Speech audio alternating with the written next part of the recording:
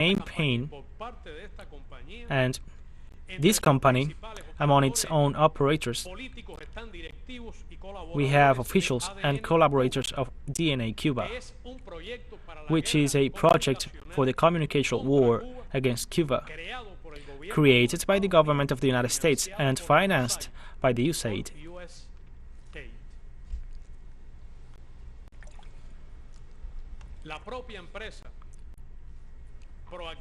This company, Proactive Miami Incorporated, relates among its partners Jaima Pardo, who is the head of information of DNA Cuba, and Jorge Rodriguez, who is a political operator linked to DNA Cuba. They are not representatives of our people. They are not Cuban citizens who live among us. They have participated in siege actions,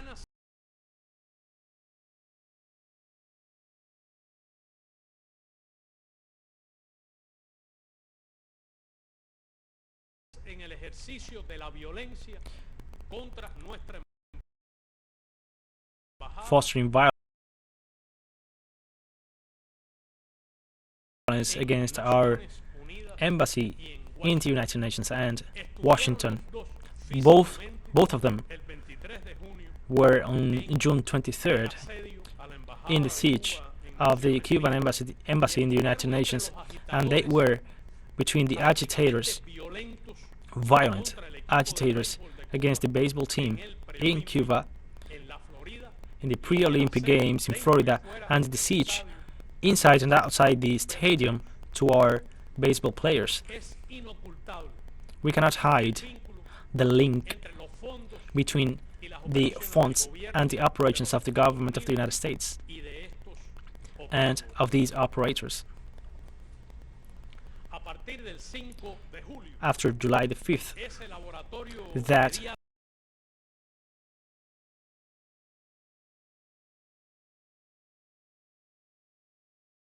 media laboratory that operating from Florida is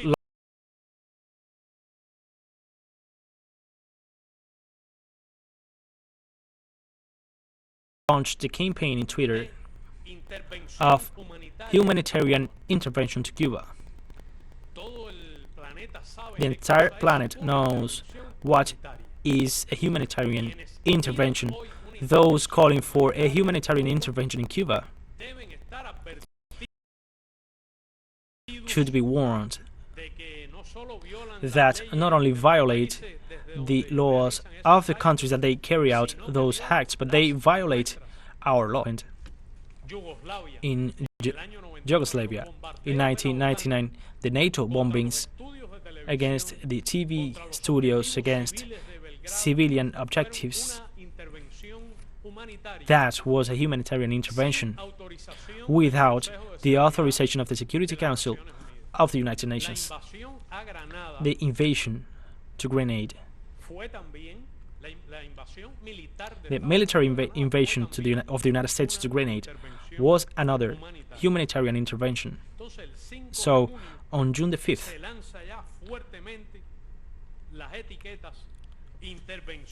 the tags Humanitarian Intervention to Cuba and Canal Humanitario to Cuba were launched. I do not know if someone advised them. I do not know if it was a fact that they didn't have any impact, that they were a failure, that on June the 9th they activated new variants. The tags of June the 5th were moved from only dozens accounts, but with big technological and automated capacity. So, robots with informatization instruments. And as it is shown in the image you just saw, it is only a group of accounts. These were the leader accounts that foster the humanitarian channel and that used the tag SOS Cuba, SOS Matanzas, and Cuba duele. They use SOS Cuba again because it is a tag used during the pandemic that has been used with humanitarian ends, with solidarity ends, related to the purposes of giving aid to the affected people and to help those most affected by the pandemic. It has been used as a humanitarian tag and to manipulate people. They use that tag as if it were a flag of the Red Cross, as if it were the signs that they place in ambulances to deceive the people in a war tag against Cuba.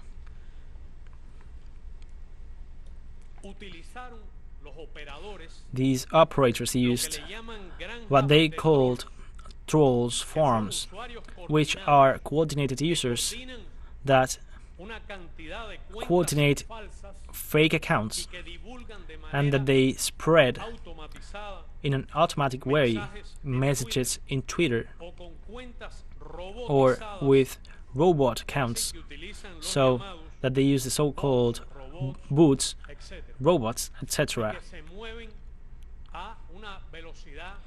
and that they are moved in a very fast speed, that it can only happen in an automatic way. Some of these robots used in this campaign are high-tech robots. They are very expensive, so you need money to use those instruments, and they cannot be detected unless you do a thorough research by the regular systems of the platforms, of the instruments that regulate the digital networks. That's why we are shocked